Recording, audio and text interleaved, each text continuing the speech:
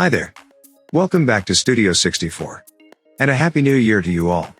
I do hope your holiday season was joyous, peaceful, and most especially safe.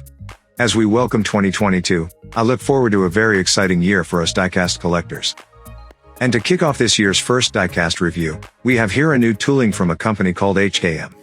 The Maserati Gran Turismo LB Performance Edition. I have to admit, I'm not too familiar with this brand. But from what I've gathered, this manufacturer has released quite a handful of 164s in the past. Mostly resin models if I'm not mistaken. And upon seeing this Maserati online, and a diecast model for that matter, I just had to check it out. And as we remove the plastic cover on the box, a few side notes regarding this model. This car is actually a 2016 Maserati Gran Turismo MC Stradale, fitted with the LB Works body kit. This model, which comes in a red and white variant, is actually based on real cars. As seen on these images from the LB Works website. Packaging is bare. It's just a green sleeve with a cutout. No artwork nor any supplemental information about the model.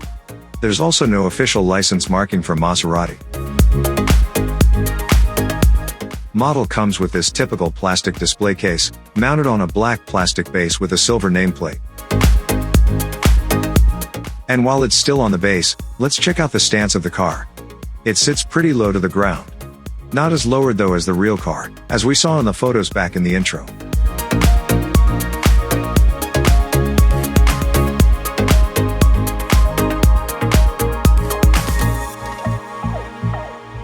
And here it is. I guess you'll immediately be drawn to the red paint job of this model. It's actually quite nice. Paint application is quite even, bordering on the thick side though. I'm not seeing any runs or rashes, nor do I see any waves on the light reflection. Wheels on this model rotate. But it doesn't actually roll. The wheels, particularly the rear, seems to be snagged on something inside. Going in for a closer look, we can see some disc brake system detail inside the black rim. Tires are made of rubber and have treads too. Would have been nice if it had the Falcon Azenas tire model on the side wall. I mentioned earlier that the rear tires seem to be stuck on something. Having a closer look at the rear tire situation, I can see that the tire isn't aligned properly. The gap on the door side is way smaller than the gap on the rear side. It's definitely hitting the rear fender. The tires are definitely too slim as well.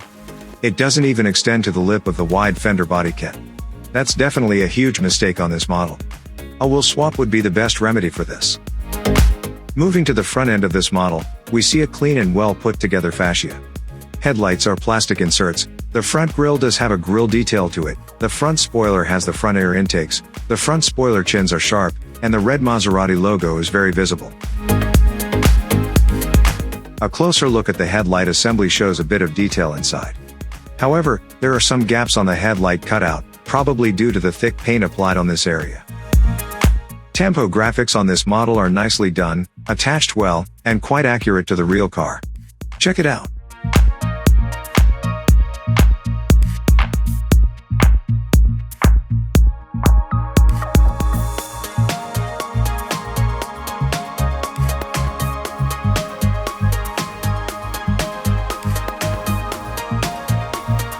Side mirrors seem to be part of the main diecast body. This means it's quite durable. However, final implementation is very poor. It's drooping, mirror sticker isn't attached well, and there is an unfiled tab. Moving to the rear end, most notable feature would be the rear wing spoiler. It's very pronounced. Tail lights are plastic inserts as well, colored keyed for that matter. The twin exhaust tailpipes are colored silver. Windows of this model is quite clear. And the rear window has this defogger detail. The base is made of metal. A few details on the under chassis. But there's no brand or model markings. Typical of unlicensed models.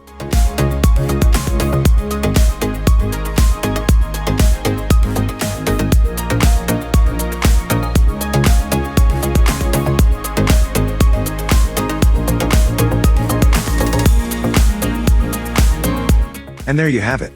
The Maserati GT LB Performance Edition by HKM. The first HKM model in my collection. My take on this model? Basing it on the price I purchased this model, which is around $18 converted. This model was a disappointment, sad to say.